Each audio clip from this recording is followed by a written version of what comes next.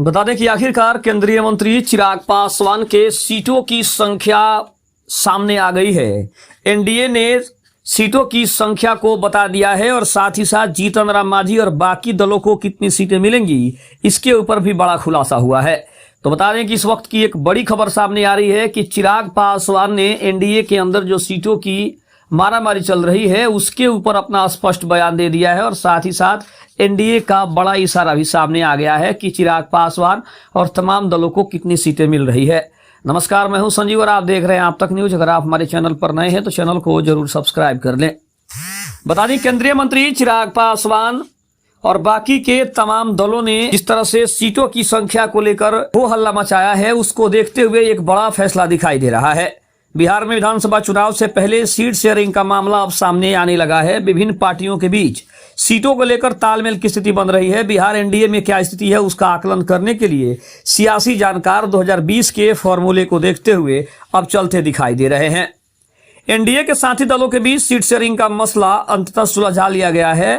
काफी माथापच्ची करने के बाद एनडीए के रणनीतिकार घूम फिर कर वहां पहुंचे जहां से सफर की शुरुआत हुई थी। आखिर लौटना क्यों पड़ा? वर्ष 2020 के सीट शेयरिंग के फॉर्मूले पर राजनीतिक गलियारों में चर्चा है कि लोजपा रामविलास के बदलते रंग ने जदयू के रणनीतिकार को काफी परेशान किया है। अभी 30 से 40 विधानसभा सीटों की हिस्सेदारी की आवाज को बुलंद करते तो कभी 243 सीटों पर लड़ने की बात कहकर लोजपा रामविलास के अध्यक्ष चिराग पासवान एनडीए के भीतर भ्रम फैला रहे थे। उसके अलावा हाल फिलहाल में तो चिराग पासवान ने यहां तक कह डाला कि मेरा गठबंधन भाजपा से है, जदयू से नहीं है। मगर अब लॉ एंड ऑर्डर की जो स्थिति है वो बिगड़ेगी तो मैं अपने सरकार के विरुद्ध टिप्पणी भी करूंगा। दरअसल दूध का जला मठा भी फूक कर पीता है, ये जो कहावत है वो कहीं ना कहीं चरितार्थ हो रहा है।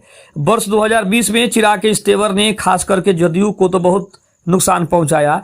1 नंबर की पार्टी 3 नंबर पर पहुंची तो लोजपा रामविलास के प्रति जदयू के नेताओं का विश्वास डोलने लगा। वहीं अगर बात करें तो राष्ट्रीय लोक मोर्चा के राष्ट्रीय अध्यक्ष उपेंद्र कुशवाहा का एनडीए में शामिल होने के बाद सीटों की हिस्सेदारी में एक दल का बढ़ जाना भी सीट शेयरिंग के समीकरण को उलझा रहा था। उपेंद्र कुशवाहा 10 सीटों पर चुनाव लड़ने का मन बना रहे हैं। वहीं बात करें तो गत विधानसभा चुनाव में उनके एक सदस्य भी नहीं थे। नतीजन संख्या से भी ज्यादा परेशान कर रहा है कि वो कौन से सीट से जिस पर वो चुनाव लड़ना चाहते हैं। दूसरी तरफ हम ये भी कह सकते हैं भाजपा हमेशा इस बात की ओर इशारा कर रही है कि जदयू और उसकी सीटें कम नहीं होने वाली है।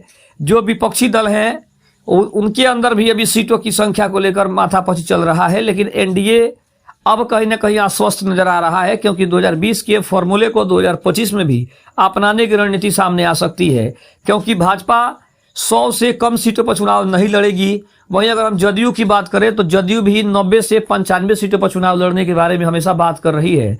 तो वहीं चिराग पासवान 30 से 40 सीटों पर चुनाव लड़ने की बात कर रहे हैं। तो समीकरण अभी भी अगर देखा जाए तो थोड़ा सा उलझा दिखाई दे रहा है। लेकिन एनडीए के नेताओं का ये भरोसा है कि आने वाले 2 से 4 दिनों में सीट शेयरिंग का जो मसला है वो पूरी तरीके से सुलझा लिया जाएगा और जो भी उनके घटक दल हैं उनको भी सीटों की संख्या से संतुष्ट करा दिया जाएगा।